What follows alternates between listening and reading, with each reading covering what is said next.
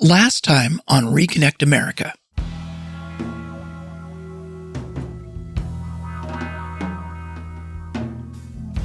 Every small town, every community had a station. Trains were simply the way people traveled. Rail transportation was the best technology there was. The post-war period was just complete breakdown of transportation policy. The railroads continued to be strenuously regulated. The interstate highway system was built, and it was see the USA in your Chevrolet. And then you pour massive subsidies into airline travel. Between 67 and 71, you started losing passenger trains. When the Penn Central collapsed into bankruptcy in 1970, it was the largest bankruptcy in the history of the United States until Enron. Legislators knew they would need to intervene. Their response was 1971, creating the National Rail Passenger Corporation, also known as Amtrak.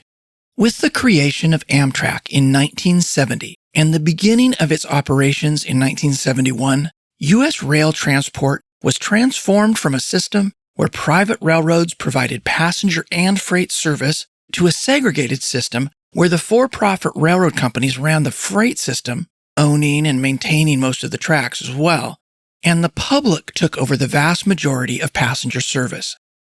Before 1970, for the most part, there was no such thing as a passenger railroad or a freight railroad. There were just railroads, and those railroads had a common carrier obligation to provide service to both passengers and freight. Common carrier obligations were part of an elaborate regulatory system that was meant to guarantee both service for communities and adequate revenues for the private companies that built and maintained the infrastructure and operated the trains. That's how the peculiar U.S. model of putting private corporations in charge of essential public infrastructure was supposed to work. And at least for a while, it did, or seemed to. Gradually, public investments that subsidized competing modes of transportation undermined the delicate balance that the U.S. had struck with its privately run rail infrastructure. But even when the railroads themselves were profitable, we have very little record of any passenger service being revenue positive. When the Interstate Commerce Commission started tracking freight and passenger service separately in 1936, the railroads were already losing money on passenger service. The only 4 years for which we have a recorded profit for passenger service was during World War II, when rationing dramatically restricted people's ability to drive. This is consistent with our experience of rail systems around the planet. Though some high-volume passenger routes might cover what's known as their above-the-rail costs, which excludes the cost of actually building and maintaining the tracks, there is no system that is fully self-sustaining. The reason other countries have passenger service that puts ours to shame is because the public of those countries have invested in the infrastructure and usually subsidize the service.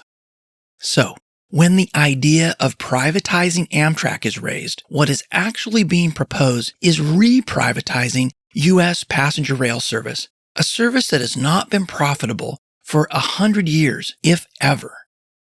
Re-privatizing Amtrak can only result in yet further losses of the vital service that passenger rail provides. Anyone who advocates for this either doesn't understand the stakes involved, doesn't understand the history, or doesn't care. So come back to 1970. A number of railroads were going bankrupt, and those that remained were losing hundreds of millions of dollars providing the passenger service that they were legally required to maintain. The fact that every railroad carried both passengers and freight meant that the future of these two areas of service were intertwined. If the railroads went under, in part because they were losing money to passenger service, it would destroy the economy.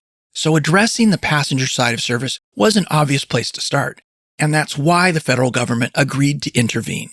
Amtrak was actually not formed to rescue passenger rail. It was formed to rescue railroad corporations. You may recognize that voice. That's Tom White, a nearly 60-year veteran of the railroad industry. Liberating them from passenger trains was the first attempt at fixing the railroad industry without fixing anything. The government said, well, fine, we'll take the passenger trains off your hands, and then everything will be hunky-dory. In an upcoming episode, you'll learn that things did not end up hunky-dory on the freight side, and if you are in the 83% of the population that doesn't live between Boston and Washington, D.C., like me, and you've taken the train in the last 54 years, well, you probably know that things aren't even close to hunky-dory for passengers either. We've been now a couple of generations deep into passenger rail means trains that are on time if they're on the right day, and the equipment might or might not work, and the service might or might not be terrible. What did we preserve? And what did we lose? And what does Amtrak's creation and evolution reveal about the tensions between public purpose and private profit at the heart of the U.S. rail system? I'm Bill Moyer, and this is Reconnect America, a podcast about how rail transport and the corridors trains operate on offer potential solutions to some of the most vexing problems of our time. The freights came to Congress and said, we're losing big money on passenger rail. Amtrak was created as a subsidy, essentially, to the freight rail industry, but it was given a mandate of profitability. They weren't able to achieve both maintaining service and profitability, so they had to cut service. The profitability question is a red herring. The key is what the mobility benefits and the economic benefits are to the communities and the people it serves. In Columbus's case, to go from 60 to 70 trains a day to zero. And that's just between the 1940s and 1979. That's barely 30 years. When you look at a map of this country, when Amtrak was formed, and look at it today, you'll be stunned at the loss of not only passenger, but freight rail infrastructure as well. What I hear from folks is a great deal of lamentation, and especially from those who did experience the value of passenger rail, the ways in which it impacted and benefited main streets in small downtowns. There has been a palpable sense of loss. In a divided country, passenger rail can be a great linking of our rural and urban, our blue states, our red states, the East Coast, West Coast, and most importantly, that great middle that often feels neglected. So let's pick up with the creation of Amtrak. I've invited Sasha Alenko, the producer of this podcast and chief researcher, to come and join me and help explain the somewhat convoluted genesis of Amtrak's creation. Sasha, welcome to Reconnect America. Thanks, Bill. It's good to be here. Okay, Sasha, so railroads are losing money on every passenger served. The Penn Central's going bankrupt. Rail service in general is in a crisis. And these rail corporations are central to our economy. So what are you learning about the conversations and the considerations that were part of the formation of Amtrak? Yeah, so the bankruptcy of the Penn Central really spooks Congress. They know that they need to do something to save freight rail because it is so vital to the national economy. And because the railroads are losing so much money on passenger service, they feel like this is the place to look. But there's a few different ways that they can go about this. On the one hand, some people think that we should just let the railroads abandon all of their passenger service, period. And we just won't have passenger rail anymore in the United States. But it is widely recognized that this is basically politically suicidal. Nobody wants to be held responsible for the death of passenger rail. Well, yeah, I mean, everybody's expecting to be able to ride trains. We're actually in a time when people are riding trains and people are expecting rail service, right? Yeah, it's pretty difficult to imagine for people who were not alive back then what it was like, because we've now had 50 years of not having very good passenger rail service, but it really once was a core part of how Americans traveled. Which we discussed in detail in the last episode.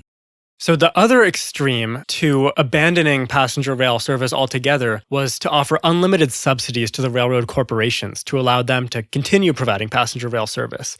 But this was politically impossible because there were conservatives in Congress and in Nixon's White House who just wouldn't let it happen. And so out of this process comes the idea for a for-profit, government-owned passenger rail corporation that would come to be known as Amtrak. At the time, it was referred to as Rail Pax, which is short for Railroad Passenger Corporation. It's a term that came from the airline industry, but that's what ended up being Amtrak. Okay, so what I don't get is how could people actually think that a government-run corporation was going to turn a profit when the private railroad corporations were unable to generate a profit from passengers and actually they were losing money with every passenger served? Yeah, it's a good question. How are they going to take this money-losing service and make it profitable? And there were a lot of people in the Nixon administration, which was the source of this proposal, who had the same doubts, even within the Federal Railroad Administration, which was really central in crafting this idea. There were some people who thought that you could just run the railroad better and turn a profit, but there were also plenty of people who didn't think that Amtrak would be able to turn a profit, but they wanted the idea to succeed, and so they made the case that it could make a profit. There was also a whole other faction within the Nixon administration that thought that Amtrak should not be created. They were opposed to this idea. That faction was mainly in the Bureau of the Budget, which in 1970, in the middle of all this, was renamed the Office of Management and Budget, which is what we have today. And they just said, there's no way that this is going to be profitable. Let's allow the railroads to abandon service.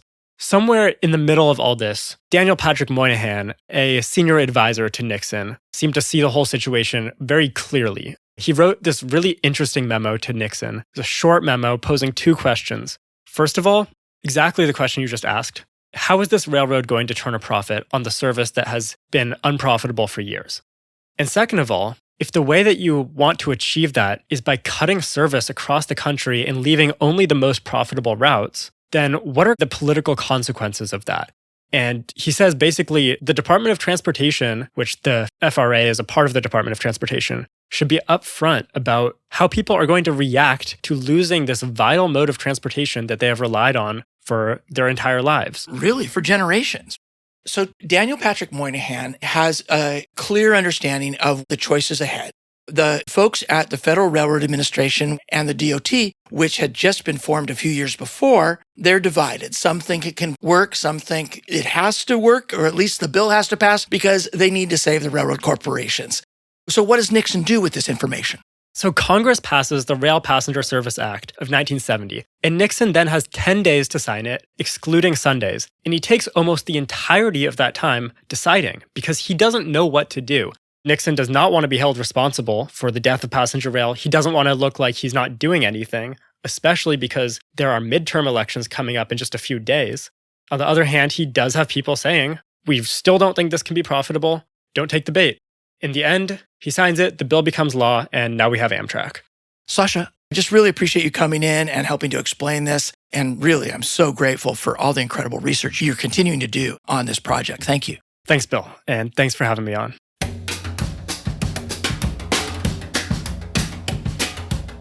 On October 30th, 1970, President Richard Nixon signed the Rail Passenger Service Act. Make no mistake, this was a bailout of the railroads. And like we've said, its primary purpose was to preserve the freight rail system, which unlike railroads in the rest of the world, and unlike U.S. highways and airports, relies on private corporations to build and maintain this critical national infrastructure. By creating Amtrak, the government relieved the corporations of their common carrier obligation to provide passenger service to communities. But instead of the government holding itself to this historic standard of service, committing to sustaining a national passenger system, it imposed upon itself, via Amtrak, a mandate for profitability. As mentioned earlier, even then, this expectation ran completely counter to decades of experience. In an effort to meet it, Amtrak was forced to adopt a counterproductive and ultimately unsuccessful strategy. They created Amtrak, and Amtrak discontinued 250 trains on day one as part of rescuing passenger trains. That's Tom White again. And those 250 trains made up about half of U.S. passenger rail service at the time. Cities like Tulsa, Chattanooga, Lexington, Sarasota, and Green Bay were left without any service whatsoever, as were countless smaller communities in between. Elsewhere, service dropped from hourly to daily, and on some routes, the frequency of service fell to just a few trains a week. In the end, these cuts discouraged riders and likely increased the per-passenger subsidy. I say this because, as we will hear, poor service reduces ridership, which in turn deprives communities of the enormous economic benefits that inner-city passenger rail could deliver, and actually does when service exists. And the longer this deprivation persists, the more those benefits are forgotten. The citizenry simply forgets that it loves riding trains. Of course, unless it rides other people's trains. As a result, the idea of seriously investing in robust service continues to face an uphill battle even as our love affair with cars turns increasingly sour. So even though Amtrak's yearly subsidies have never amounted to more than a tiny fraction of what the public spends on highways, Amtrak has been forced to cut service time and time again. After 1970, the next major round of cuts came in 1979. 6 more routes were eliminated. Dozens of additional cities and towns lost access to trains. This time, the places on the chopping block included Nashville, Bismarck, Billings, and Columbus, Ohio. Columbus Union Station once saw over 100 passenger trains a day. By 1970, the number of trains serving the station was already down to 10. With the creation of Amtrak, that contracted to 1. And in 1979, Columbus lost even that. Today, Columbus, Ohio remains the largest state capital and the second largest city after Las Vegas without any intercity passenger rail service. Another route that got cut in 1979 was the North Coast Hiawatha, which for almost 80 years ran between Chicago and Seattle through the southern tier of Montana.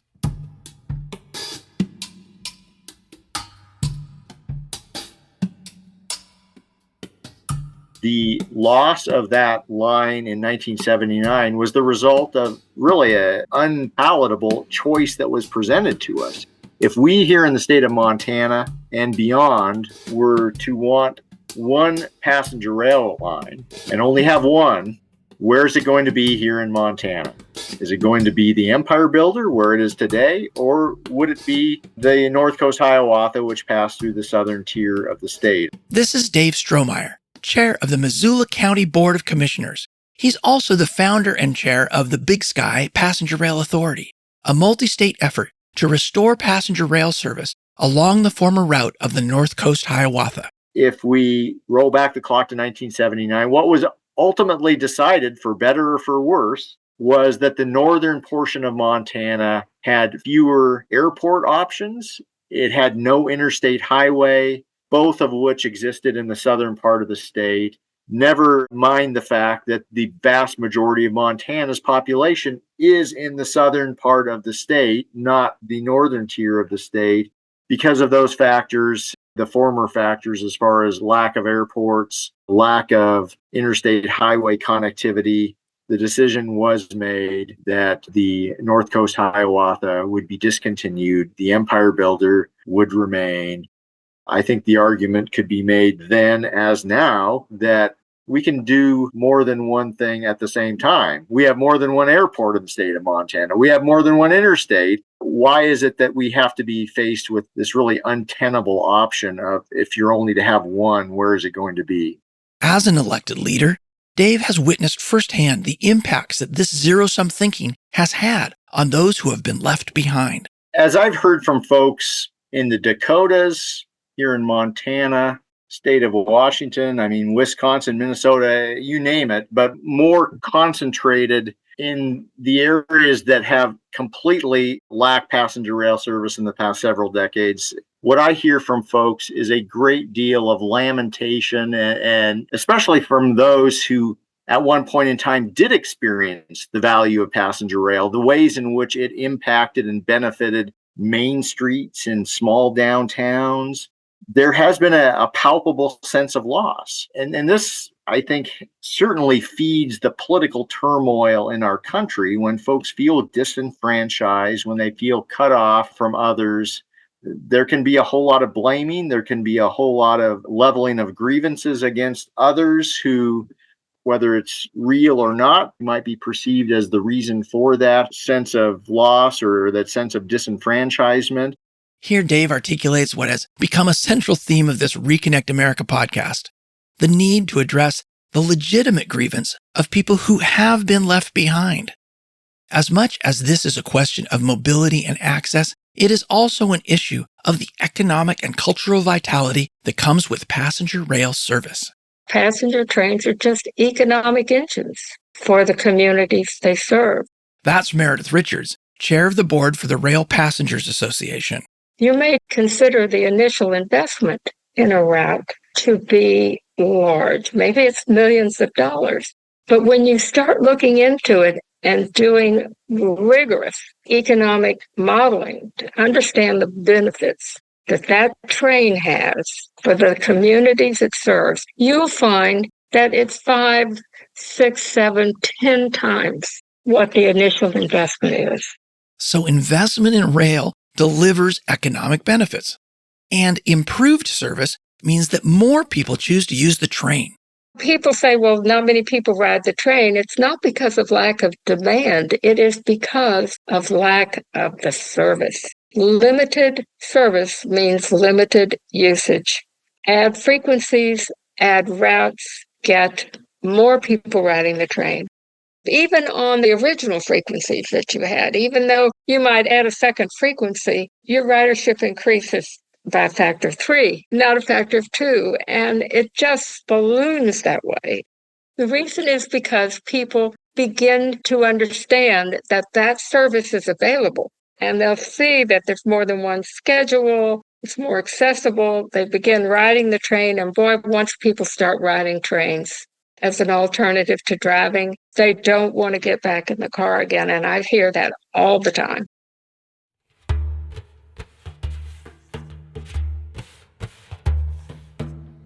Over the years, Congress has gradually come closer to recognizing the necessity of investing in passenger rail service and the futility of expecting this service to pay for itself.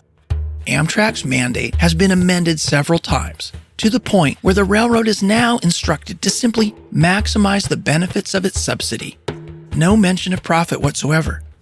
But the adjustment of Amtrak's mandate won't amount to much unless the government also commits to investing in and developing the service that Amtrak provides.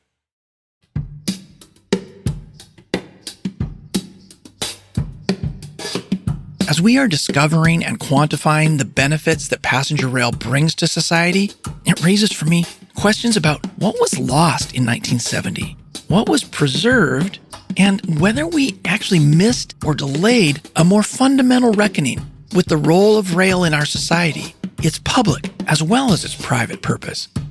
That's a complicated set of questions, and there's no way we can answer them all at once. Thus far, we've acknowledged much of what was sacrificed.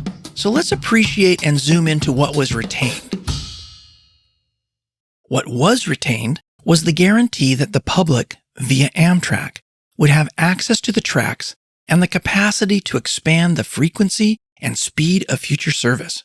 And in order to maintain reliable on-time performance, Congress established a statutory requirement for the host railroads on which Amtrak trains travel to dispatch trains in a manner that gives passenger trains preference over freight. So to learn more about the deal that Congress struck with the railroads in that transitional period from 1970 to 1973, let's turn to John Robert Smith, Chair of Transportation for America and former chair of Amtrak's board of directors. The freights came to Congress and said, we're losing big money on passenger rail. Will you free us from the obligation we very agreeably signed on to? Will you release us from that? And they said, on one condition, we'll create this new entity.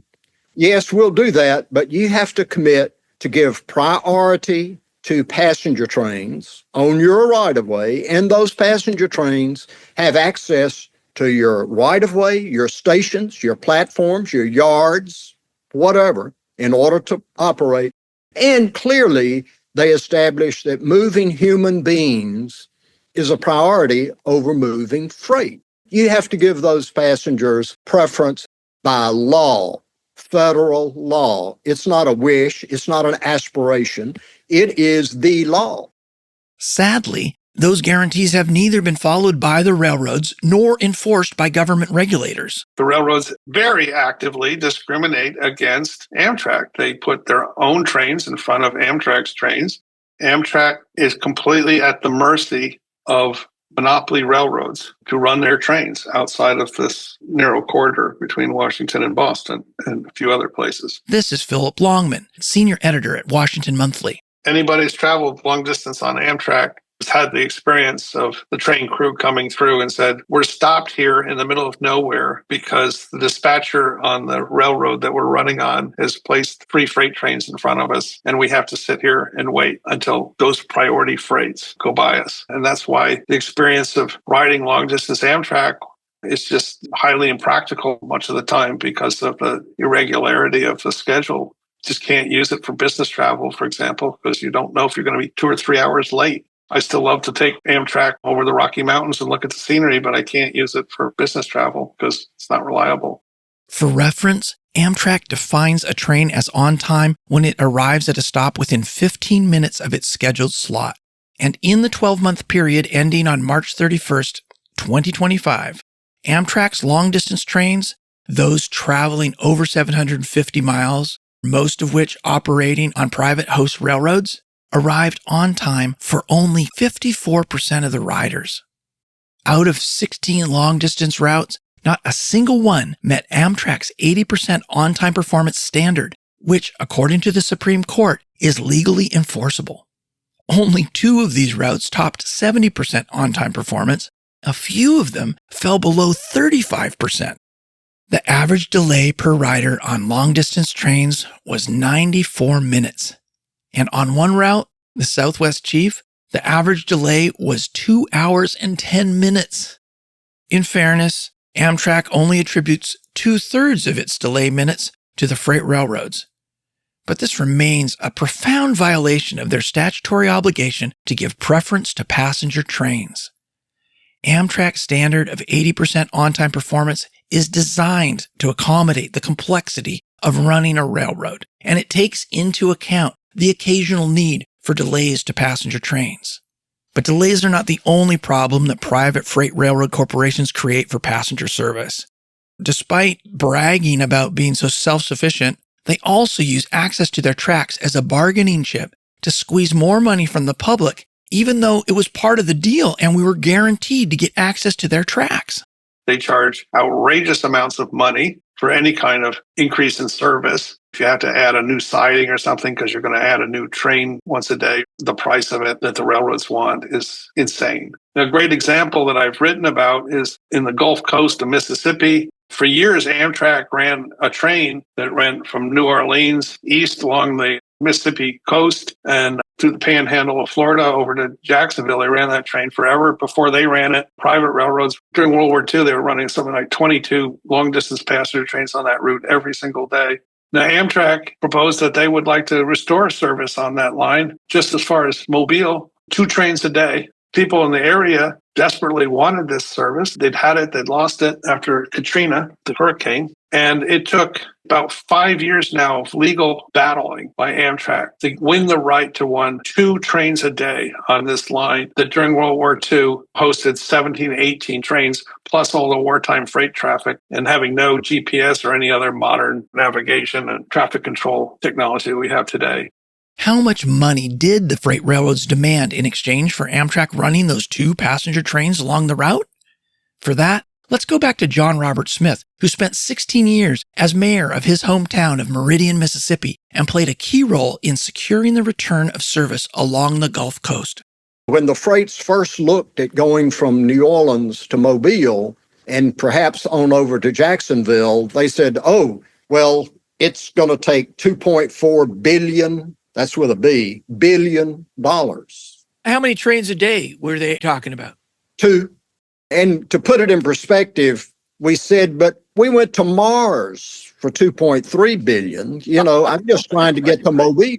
And of course, the $2.4 billion represented more than they spend on the infrastructure of the entire railroad in a year.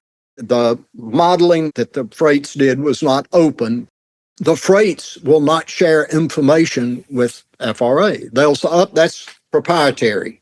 Well, the number of trains every day on the right-of-way, where the choke points are, how robust is your dispatching, those are things that are knowable in the built environment. I mean, if you wanted to spend the money to park someone out there to count them, you could do that. And in fact, on the Gulf, we took, those cameras you put on trees to watch the deer? Yeah, sure. we put those out, you could film the number of freight trains. So that's how we know there are at the most 8 freight trains out there. Freights wouldn't tell you that. And that footage was used in the proceedings before the Surface Transportation Board, the independent regulatory agency that took over some of the duties of the former Interstate Commerce Commission. Ultimately, the freight railroads settled for a small fraction of the $2.4 billion they initially demanded, and service along the Gulf Coast is finally expected to begin in June of 2025. But that settlement came only after a change in leadership at one of those railroads, the threat of intervention by the Surface Transportation Board, and unrelenting grassroots pressure from Gulf Coast communities.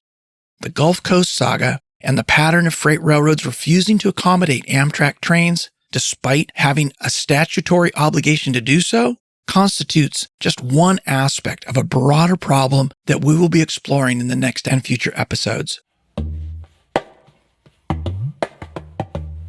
The period of rail deregulation from 1970 through 1980 resulted in the public purpose of rail, once elaborately guarded, taking a distant back seat to the private purpose of profit-making.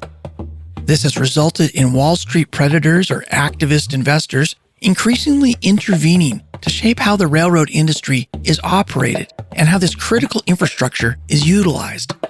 The result has been the extraction of value from the infrastructure by cutting service, maintenance, removing track, and reducing the workforce. And in doing so, the quality of both freight and passenger service has deteriorated. In this sense, the freight railroads are not entirely wrong to insist that they lack the capacity to host more Amtrak trains and allow them to run on time. In a process that has been compared to a slow going out of business sale, Wall Street intervention over railroad management has extracted value by dismantling the physical and operational capacity that took generations to build from an infrastructure that shapes and supports our economic and social resilience. Addressing this will require widespread recognition of the vital role that railroads have to play in the economic life of main streets across the country who have borne the brunt of being left behind. Of the few things that can transcend partisan politics today, this is one of them, and the story of passenger service along the Gulf Coast is living proof of it.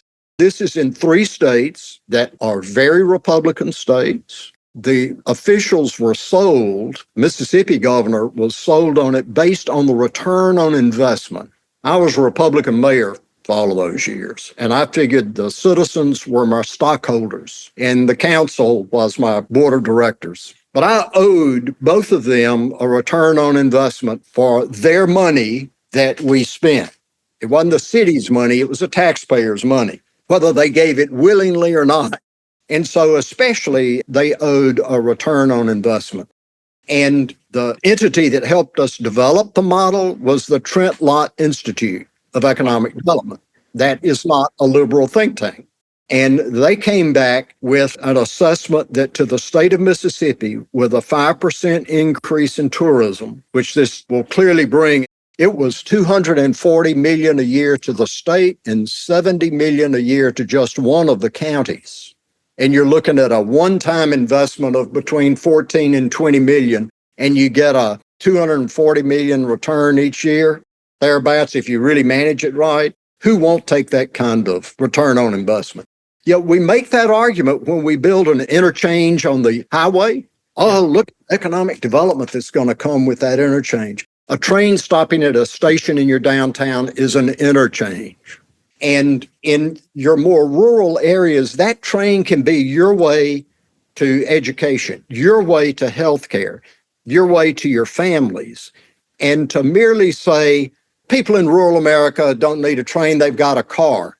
Well, you just made the choice for them. You didn't give them a choice. You made it and said, you're either going to drive or you're sunk.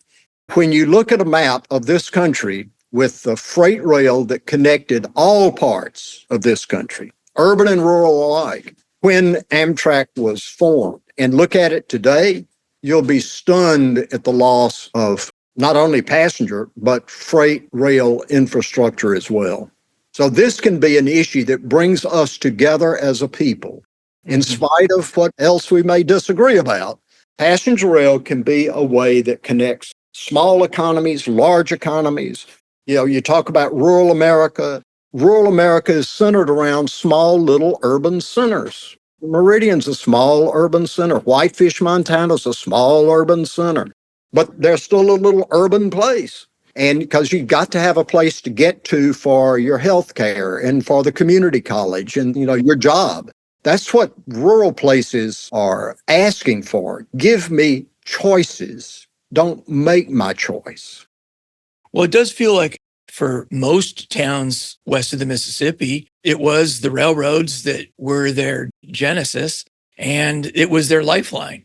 And so when they lost service, either freight or passenger or both, or it became difficult to get service, businesses boarded up the windows and the places became, a lot of places became quite depressed. We look at maps of chronic rural depopulation and one can start to connect the dots on the loss of rail and a sense of being left behind. And it feels to me like it's pretty important that we listen when people express a sense of grievance and a concern about being left behind. We want to feel that our lives and our work matters and the place we call home matters. And that aspiration knows no party. We all want to feel that our part of the world matters to the whole. And sometimes as we look at policy, we don't listen like we should. And maybe this is an opportunity to listen and to learn and to say, we've really got similar issues. We can work together on these. Yeah. I was thinking that I don't want to throw in the towel for America. I want us to keep trying to be that great country that we want to be. And I have faith that people want to connect with each other, that people want to build something better. They want to be utilized for the genius that they have, and they want to solve problems. And so I'm hoping that instead of digging our trenches and becoming more isolated, we can work extra hard at connecting with each other and having conversations across our differences. And rail does feel like a very important opportunity to do that. Passenger rail is very much a way in a divided country. It can be a great linking of our rural and urban, our blue states, our red states, the East Coast, West Coast, and most importantly, that great middle that often feels neglected. John Roberts' comments here are echoed in a conversation I had with David Alf, author of the 2024 book, The Northeast Corridor, The Trains, the People, the History, the Region. Look for a discount code in the show notes. This is where we have to decide as a society if we want rail service to maintain the infrastructure of public transportation. In my mind, that's deciding to have a future. It seems like a straightforward thing that everyone should be advocating. And yet a lot of people think that Amtrak is the same as Delta Airlines or Bus, and it's not. It has much more serious responsibilities. It has more serious responsibilities than, say, Brightline. And I'm very excited by private sector forays into passenger rail. I think that's great that there's more passenger service, that more people in Florida can take a train from Miami to Orlando than drive. That's great, but Brightline shut down during the pandemic because they couldn't make money. Amtrak carried on as an essential service, becoming an incredibly important asset to first responders and to the medical community and all sorts of people who kept moving. They did this at tremendous loss. So Amtrak does things that we cannot expect corporations to do for us. And it's for that reason I keep pushing back on the idea that Amtrak should be showing a profit. A lot of great things, maybe the greatest things that a country has, are never going to bear a profit. State universities, national parks, public works of all forms. The interstate freeway system. The interstate freeway system does not turn a profit at all. And that's usually what I ask somebody, if they say, well, Amtrak doesn't make money, we keep subsidizing it. And I would say, well, yeah, neither do the highway systems. Should we just allow them to grow weeds and kind of cease to exist? And that's usually when people get out of that argument of profit center, that something must generate revenue to cover its costs in order to be a worthwhile entity. As we've seen, the creation of Amtrak did not reach to the root of the problem that plagues U.S. railroads. It did not acknowledge and ensure that the public's interest in a robust rail system would be honored, and it did not establish that the fundamental role of infrastructure is not to generate a profit, but to enable communities, businesses, and our country to thrive. To address the failure of private corporations to sustainably maintain and operate our rail infrastructure, we created a public corporation that took over the least profitable part of their businesses, and then we told it to make a profit. In the process of coming to terms with the futility of that mandate, however, we allowed the public corporation to abandon service in ways we'd never have allowed the private railroads to do. What we haven't begun to explain here is what else the federal government was doing to rescue the freight railroads that triggered this intervention. See, the creation of Amtrak did very little to slow the collapse of the railroad industry. So when the crisis hit, when we could have revisited the entire model of entrusting private corporations with owning and running critical national infrastructure, we took half measures. We treated each symptom of the problem as if it were its own disease, but I'm getting ahead of myself. When the Penn Central collapsed into bankruptcy in 1970, it was the largest bankruptcy in the history of the United States until Enron. Legislators knew they would need to intervene. Their response was 1971, creating the National Rail Passenger Corporation, Amtrak, with some of its profit expectations and public good and whatnot, which left a lot of places without passenger rail. Less talked about is the 1976 federal creation of the Consolidated Rail Corporation, or Conrail, something like an Amtrak of freight that ran for several years and was the beneficiary of an era of deregulation, the Staggers Act, and other measures that allowed Conrail to take over most of the Penn Central operations and then chop off the parts that weren't making money. Conrail did this to great acclaim and was considered to be a kind of brilliantly successful program on the behalf of the federal government. They also laid off a ton of employees and eventually, using these measures of cutting and layoffs, turned a profit. So much so that they were reabsorbed by the market, as it were, carved up by CSX and Norfolk Southern. So if you were a capitalist, you might look and say, this is the federal government at its best, coaxing along capitalism into a better form of itself. If you're, say, somebody like me who lives in the Rust Belt at this point, you see what's been left behind. My area is latticed with abandoned rails. We have really good passenger service for a mid-sized city, for which I'm incredibly thankful. But my daughter and I go out and we're biking on rail-to-trails all the time. We're bumping into abandoned tracks all over the place. And there's a pretty big legacy to that neoliberalism. And you see it in some of these areas that have turned a lot more conservative. We often talk about what has Bill Clinton's support of NAFTA done to the fortunes of the Democratic Party in Ohio. I think you can also look to moments like this, where the federal government sought a kind of partial salvage project of the railroad industry at a certain cost to taxpayers, but it wasn't willing to undertake the kind of grand visionary recreation of the rail system. And that's for a lot of reasons, including the impact of the petroleum lobby on the federal government. And I think that for at least my entire life, driving in the United States, owning and driving a vehicle is artificially cheap. And that when you don't have passenger rail connecting everywhere, you need a car. You need a car to live in most parts of the country. And because of that, passenger rail's been fighting an uphill battle. We've been grappling with the role of rail in the U.S., its history, and the peculiar approach that we've wrestled with, for better and for worse, of asking critical national infrastructure to turn a profit. We've delved into passenger rail first because we know that Americans actually do love riding trains, and because in the history of deregulation, the creation of Amtrak in 1970 was only the first in a series of major congressional acts to reform but not transform the U.S. approach to a rail system that from its beginnings was chronically in need of intervention. 1970 to 1980 marked an important decade, a decade that is critical for understanding threats that exist today, the range of choices we have before us, and the opportunities rail might provide for our shared future.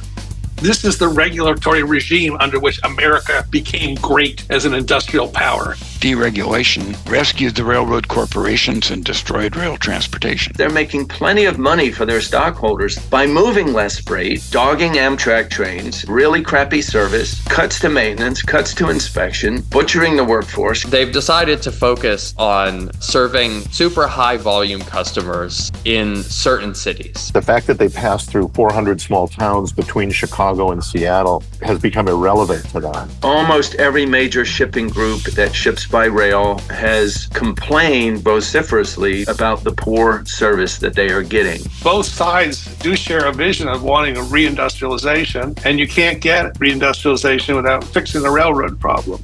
That's for next time on Reconnect America.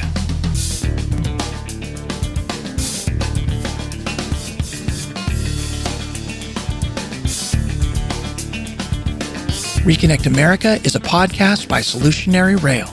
This episode was written by Sasha Olenko and me, Bill Moyer. Audio engineering and production by August Moore. Occasional percussion by yours truly. And background music by my old bandmates in Oda Proda. Special thanks to Ken Jacobson for our theme music. You can find this show on Substack, Apple, Spotify, or wherever you get your podcasts. You may have noticed that this podcast doesn't have ads or a paywall. With your help, we can keep it that way. Pitch in and get involved by visiting solutionaryrail.org. We're not here to sell you anything. We are here to build a movement.